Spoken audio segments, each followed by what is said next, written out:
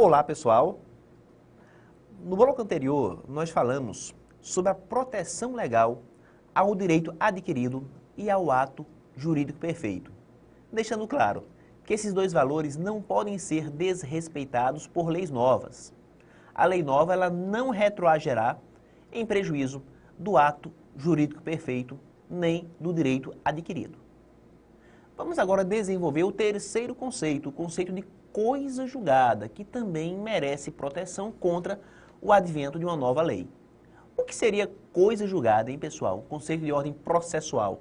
Joga na tela. De acordo com o artigo 6º, parágrafo 3º, tá lá, ó.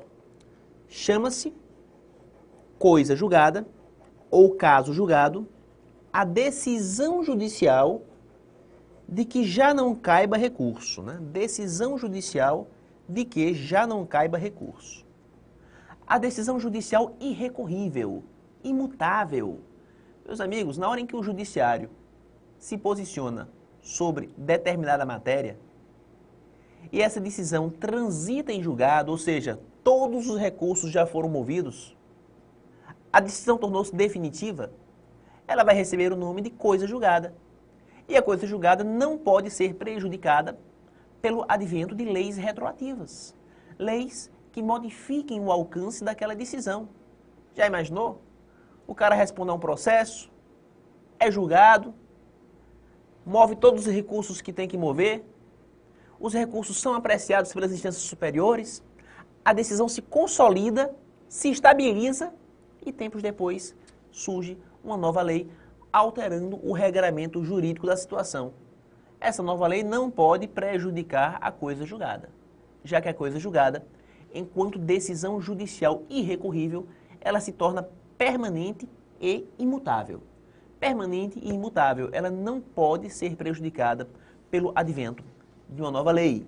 A lei nova não prejudicará a coisa julgada. Tranquilo? Então, com isso encerramos o princípio da segurança jurídica, focalizando o tema do direito adquirido, do ato jurídico perfeito e da coisa julgada. Vamos agora trabalhar um outro tipo de conflito regulado pela lei de introdução, que é o conflito entre leis no espaço. Conflito entre leis no espaço. É um dos conflitos mais interessantes que a lei de introdução regula. Por quê? Porque esses conflitos mexem um pouco com o direito internacional. É uma mistura de direito internacional com direito civil. Começando pelos direitos personalíssimos da pessoa. Joga na tela. De acordo com o artigo 7º da lei de introdução, tá lá, ó. A lei do país em que domiciliada a pessoa determina as regras sobre o início, o começo e o fim da sua personalidade, o seu nome, a sua capacidade e os direitos de família. Atentem para a disposição do artigo 7º. A lei do país em que for domiciliada a pessoa determina as regras sobre o começo e o fim de sua personalidade, o nome, a capacidade e os direitos de família. Tudo isso aí que o artigo 7º contempla, nós chamamos de estatuto pessoal. O que seria estatuto pessoal? Estatuto pessoal é o conjunto de regras concernentes à personalidade do indivíduo. O início e o fim da sua personalidade, o seu nome, a sua capacidade, os seus direitos de família. Todas essas questões vão estar englobadas pela rubrica Estatuto Pessoal. Joga na tela. E de acordo com o artigo 7º, o Estatuto Pessoal da pessoa observa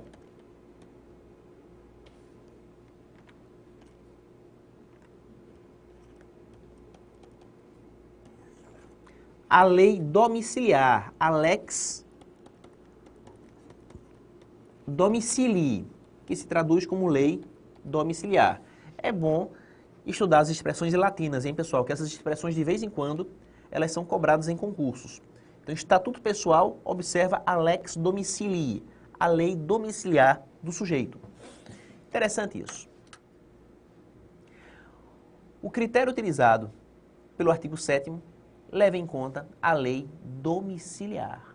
Eu já cansei de ver questões em concursos falando sobre lei da nacionalidade, né? A lei de onde a pessoa provém, de onde ela nasceu.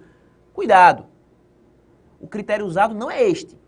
O critério usado é o domicílio, a lei do país em que for domiciliada a pessoa, lex domicilii, e não a lei da nacionalidade. Isso pode gerar implicações seríssimas no regramento do Estatuto Pessoal. Eu vou lhe dar um exemplo. Imagina que um cidadão nascido no Uzbequistão, ele vem morar no Brasil. Ele é natural do Uzbequistão, mas ele mora aqui no Brasil. Tranquilo? No Uzbequistão, supõe-se que a maioridade civil se alcance aos 21 anos. No Brasil, é aos 18. A pergunta: esse cara no Brasil, pode ele tirar carteira de habilitação? Pode. Ele pode se casar no Brasil? Pode. Ele pode assinar qualquer contrato no Brasil? Pode. Mas, professor, no país dele, a maioridade se alcança aos 21. Sim, mas ele mora no Brasil. E o só fato de ele morar no Brasil vai fazer com que todo o seu estatuto pessoal seja regido pela lei brasileira, pela lex domicilii. Gente, a nacionalidade pouco importa. O que interessa é o domicílio. Mora no Brasil? Então o seu estatuto pessoal vai observar a lei brasileira. Esse é um critério muito utilizado por países de imigração, né? O Brasil é um país de imigração, né? Primeiro chegaram os portugueses, né? Depois chegaram os africanos, depois chegaram os italianos, os japoneses, os alemães. O Brasil ele recebeu pessoas de outros países, então o critério utilizado é esse. Mora aqui? Observa a lei brasileira. Se mora aqui, observa a lei brasileira. Porque a lei do país em que for domiciliada a pessoa é que vai regular o início e o fim da sua personalidade, o seu nome, a sua capacidade e os seus direitos de família. Agora, claro que há situações particulares. Uma delas, regime de bens. Joga na tela, regime de bens.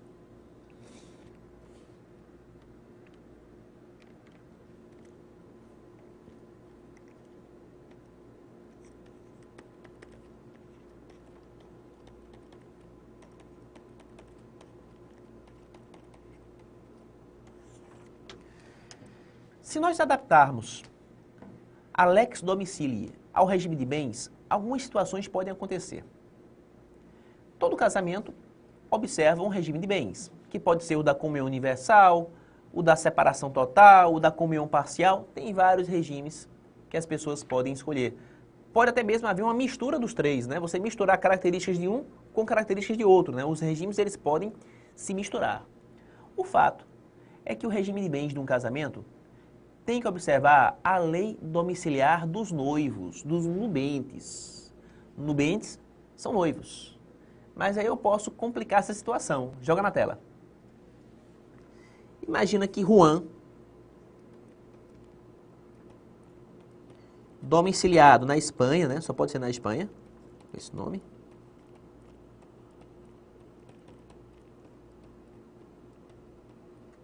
Casa com Ana, domiciliada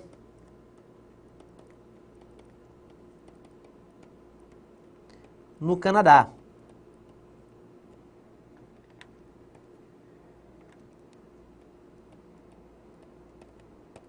O casamento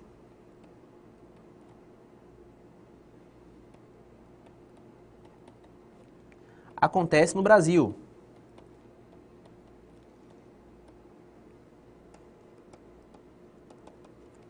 E o casal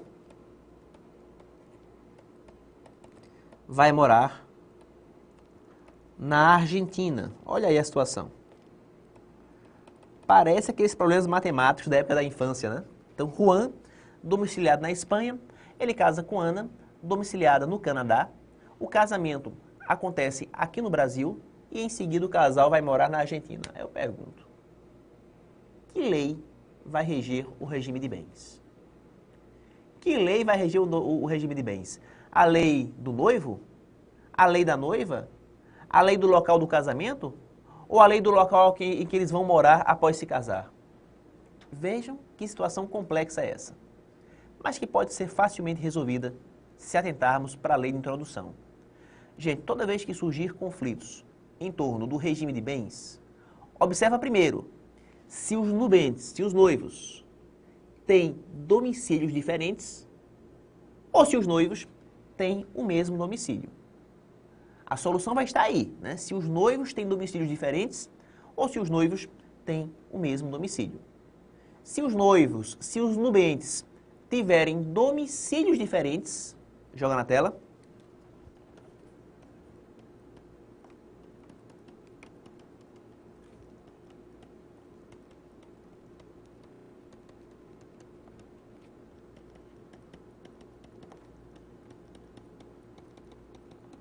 Aplica-se a lei do primeiro domicílio conjugal. A lei do primeiro domicílio conjugal. Agora, se os nubentes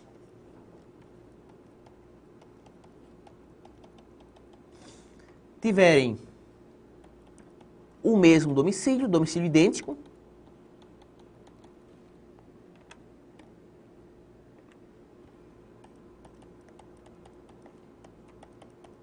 aplica-se a lei do domicílio dos nubentes. Ok? A lei do domicílio dos nubentes. Então, nós temos que analisar aqui a situação, se os nubentes têm domicílios diferentes ou se os nubentes têm o mesmo domicílio. Quando eles têm domicílios diferentes, lei do primeiro domicílio conjugal. Vamos descer para a situação, ó. Juan, domiciliado na Espanha. Casa com Ana, domiciliada no Canadá. Domicílios diferentes. Então, a lei aplicável vai ser a lei do primeiro domicílio conjugal, que no caso vai ser a Argentina, né? A Argentina. Fechou a situação. O casamento Juan-Ana terá como regime de bens aquele indicado pela lei argentina. Agora muda o exemplo. Imagina, volta para a tela, que Juan seja domiciliado na Espanha e que ele casa com Ana, também domiciliada na Espanha. Se Ana também fosse domiciliada na Espanha, a coisa mudaria, né? Mudaria da água para o vinho. Porque se Ana também fosse domiciliada na Espanha, teríamos domicílios idênticos. E a lei aplicável seria a lei espanhola, né? A lei espanhola seria a lei aplicável, a lei do domicílio dos nubentes, do domicílio dos noivos. Então, lembrando sempre que se os domicílios forem diferentes, primeiro domicílio conjugal. Se os domicílios forem idênticos, a lei do domicílio dos nubentes. Tranquilo. Outra questão importante, se primeiro vamos marcar o artigo, né? O artigo que traz essa solução, né? Que é o artigo 7º, em um dos seus parágrafos, na tela. Está no artigo 7º, parágrafo 4º, olha só. O regime de bens, legal ou convencional, obedece à lei do país em que tiverem os nubentes domicílio. E se este for diverso, a do primeiro domicílio conjugal. Tranquilo? Interessante que esse mesmo critério de se aplicar o domicílio dos nubentes ou o domicílio do primeiro domicílio conjugal também pode ser estendido às questões que envolvem invalidade do casamento, né? Questão de invalidade de casamento, casamento nulo, casamento anulável, tudo que disser respeito à invalidade, observa o mesmo critério de acordo com o parágrafo anterior. Joga na tela. Tendo os nubentes domicílio diverso, regerá os casos de invalidade do matrimônio a lei do primeiro domicílio conjugal. O que pressupõe, né, que se os domicílios forem os mesmos, aplica-se a lei do domicílio dos nubentes. Se os domicílios forem diversos, a lei do primeiro domicílio conjugal. Então, o mesmo parâmetro que utilizamos para regular o regime de bens também vai ser usado para regular os casos de invalidade do matrimônio, né, de saber se o casamento é nulo ou anulável. Então, os casos de invalidade do matrimônio observam também a lei do domicílio. Se os domicílios forem diferentes, a lei do primeiro domicílio conjugal. Se os domicílios forem idênticos, a lei do domicílio dos nubentes. Perfeito. Outro aspecto importantíssimo que pode ser cobrado na sua prova tem a ver com as formalidades da celebração e os impedimentos matrimoniais. Joga na tela.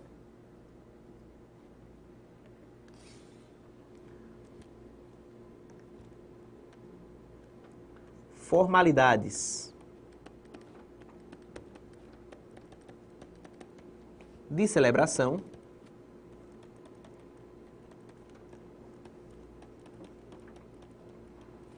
e impedimentos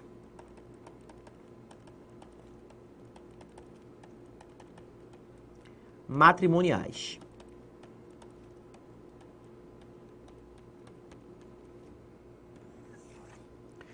Gente, imagina um casal, seja qual for sua procedência, seja qual for seu domicílio, mas um casal que veio consumar o seu casamento aqui no Brasil.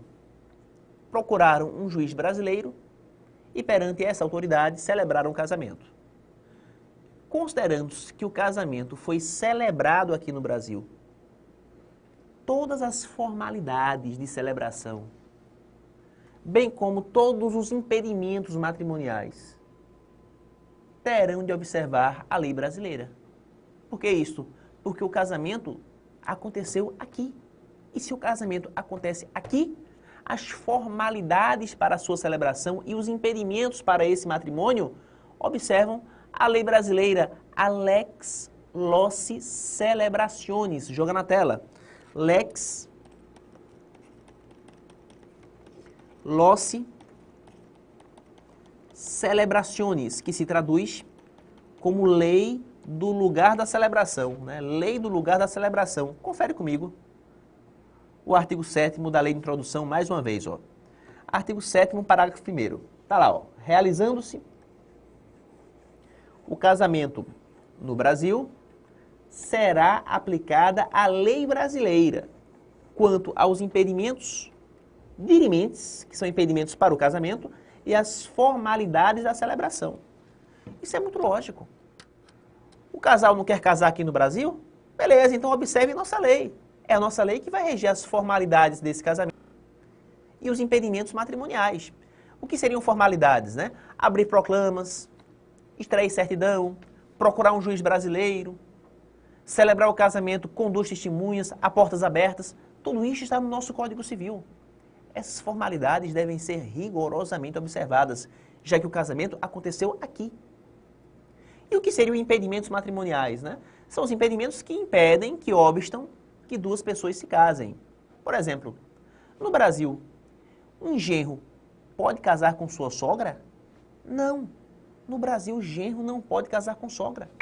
Veja que loucura, né? A sogra no Brasil é para sempre. Sogra é para sempre. Pode ser que em outro país a regra seja diferente. Mas se for aqui no Brasil, genro não vai poder casar com sogra. Então, o casal estrangeiro que quiser consumar seu matrimônio aqui vai ter que respeitar os impedimentos da lei brasileira. Nenhum juiz brasileiro irá casar 2 pessoas que vivenciam impedimentos para o matrimônio. Estão percebendo? Então, a ideia é essa, pessoal. Formalidades de celebração e impedimentos matrimoniais observam o disposto na Lex Loci Celebrationis, na lei do lugar da celebração. Consequentemente, realizando-se o casamento no Brasil, será aplicada a lei brasileira para regular os impedimentos matrimoniais e as formalidades de celebração. Perfeito. É basicamente isso que eu tinha a dizer sobre o Estatuto Pessoal. Vamos agora falar um pouco a respeito das relações que envolvem bens, coisas, na tela.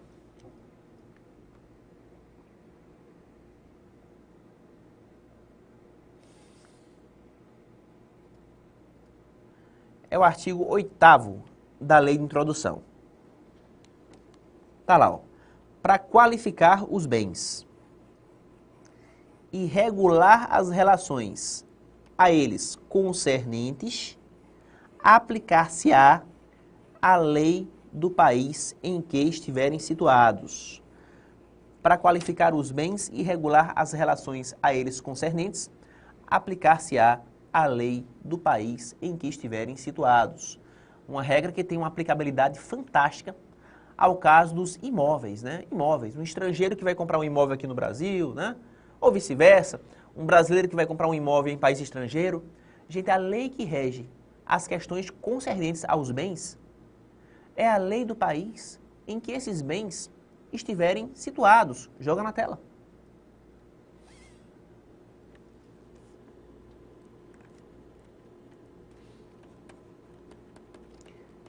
É o que nós chamamos de lex rei citei. Lex rei citei, ou seja, a lei da situação da rei, da coisa, a lei da situação da coisa. Então, se um estrangeiro, por exemplo, vai comprar um imóvel aqui no Brasil, vai ter que pagar o nosso imposto, vai ter que observar as nossas formalidades, vai ter que registrar no nosso cartório, exatamente porque para qualificar os bens, aplica-se a lei do país em que esse bem for situado, ok? Então é essa a principal questão que pode pintar na sua prova envolvendo bens em contratos internacionais. Vamos agora falar sobre obrigações. Obrigações. Na tela. Artigo 9º da Lei de Introdução. Olha só. Para qualificar e reger as obrigações, aplicar-se-á a lei do país em que se constituírem. Para qualificar e reger as obrigações, aplicar-se-á a lei do país em que se constituírem. É o que nós chamamos de locus regit actum. Na tela. Locus regit actum.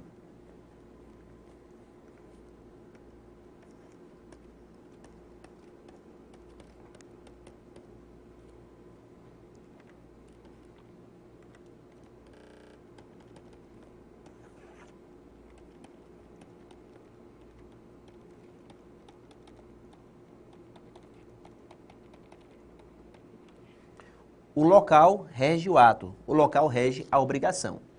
Então, tudo que diz respeito a obrigações na seara internacional, observe esse parâmetro.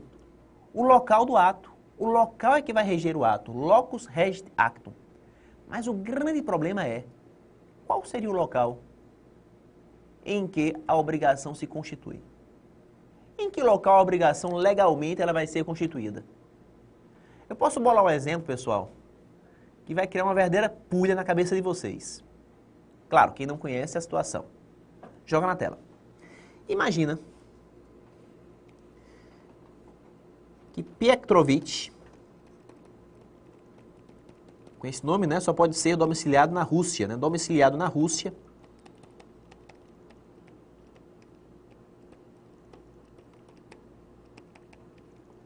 E estando de passagem pela Alemanha,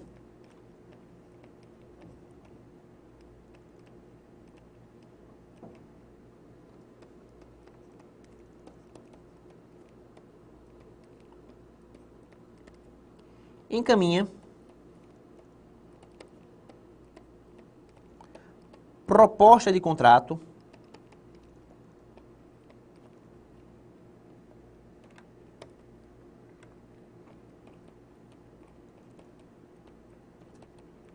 a Francis Gleidson. Esse nome, né, só pode ser do Brasil mesmo, né? Francis Gleidson.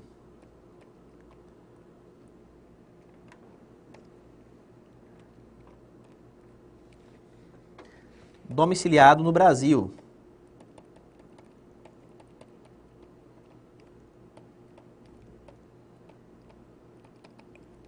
Que é aceita no Uruguai. Vê que loucura. Pietrovich, domiciliado na Rússia, estando de passagem pela Alemanha, encaminha proposta de contrato a Francis Gleidson, domiciliado no Brasil que a aceita no Uruguai. Eu pergunto a você, em que país esse contrato aconteceu? Em que país essa obrigação foi constituída? Porque se aplicarmos o locus regit actum, implica dizer que a obrigação ela segue a lei do país em que se constituir, né? O local rege o ato. Mas qual foi o país em que essa obrigação se constituiu? A resposta está no parágrafo 2º do artigo. Joga na tela. De acordo com o parágrafo 2º do artigo 9º, a obrigação resultante do contrato reputa-se constituída no lugar em que residir o proponente. Grava bem essa regra. A obrigação resultante do contrato reputa-se constituída no lugar em que residir o proponente. Então, o que interessa para efeitos legais é o local onde o proponente reside. O local onde o proponente reside. Aí eu pergunto, naquele exemplo, qual seria o local onde o proponente reside? Joga na tela. O local vai ser a Alemanha, né? A Alemanha, exatamente. É o local onde reside o proponente, a Alemanha. Lê comigo o exemplo. Pietrovich, domiciliado na Rússia, estando de passagem pela Alemanha, encaminha proposta de contrato a Francis Gleidson, domiciliado no Brasil, que é aceito no Uruguai, né? Qual seria o domicílio do Aliás, qual seria o local onde o Pietrovich reside, né? Pietrovich reside aqui na Alemanha. Muito provavelmente você deve estar olhando com cara de bobo para o seu computador, para o seu smartphone. E deve estar se perguntando, esse Mário Godoy é doido, é? Ou ele se confundiu? Porque está escrito lá, né, que Pietrovich é domiciliado na Rússia. Aí ele vai e diz que o cara reside na Alemanha. Que loucura é essa? Gente, parece estar havendo uma contradição da minha parte. Mas essa contradição é aparente. Raramente eu me contradigo. Muito raramente. Eu digo a vocês, com toda a segurança do mundo, que Pietrovich reside na Alemanha. Pietrovich reside na Alemanha. Mas como? O conceito de residência é legalmente diferente do conceito de domicílio. O conceito de residência legalmente difere do conceito de domicílio. Eu sei que na prática o pessoal costuma confundir, mas no direito civil essa confusão vai ser mortal, hein? Essa confusão na sua vida, pelo menos uma prova de concurso público, nunca confunda domicílio com residência. Porque domicílio é o local onde a pessoa reside com ânimo definitivo. Domicílio é o local onde a pessoa reside com ânimo definitivo, com ânimo de ficar. Residência é o local onde a pessoa está. O local onde a pessoa permanece um certo tempo. Gente, basta eu estar de passagem pelo aeroporto da Alemanha, de passagem, né, esperando uma conexão, que naquele momento, se eu pegar meu tablet, meu celular e encaminhar um e-mail, naquele instante eu resido na Alemanha. Observa, quando Pietrovich encaminhou a proposta, joga na tela, ele estava de passagem pela Alemanha. Ele encaminhou a proposta estando de passagem pela Alemanha. Então ele residia na Alemanha quando fez a proposta. Estão percebendo a jogada? Ele residia na Alemanha quando fez a proposta. Então a lei que vai reger esse contrato é a lei alemã. A lei alemã. Inclusive essa tese coincide com o artigo 435 do Código Civil. De acordo com o artigo 435 do Código Civil, o contrato se considera formado no local da proposta. O contrato se considera formado no local da proposta. Artigo 435 do Código Civil. Eu vou transcrever para vocês na tela.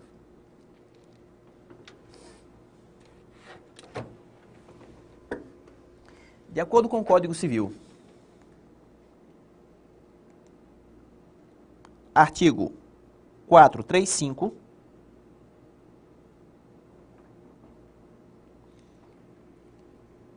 colocar aqui a caneta, né? CC, artigo 435. Reputar-se-á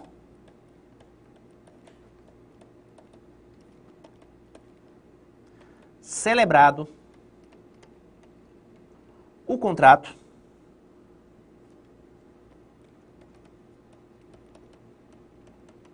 no lugar em que foi proposto.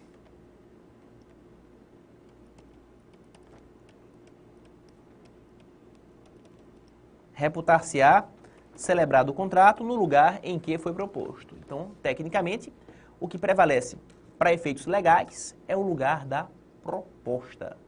O lugar da proposta, que é o mesmo que dizer o lugar onde reside o proponente. Porque o lugar onde reside o proponente é o lugar onde o proponente está quando faz a proposta. Então, nós temos aí como lugar da formação dos contratos o lugar da proposta. Beleza, pessoal? E aqui encerramos mais este bloco.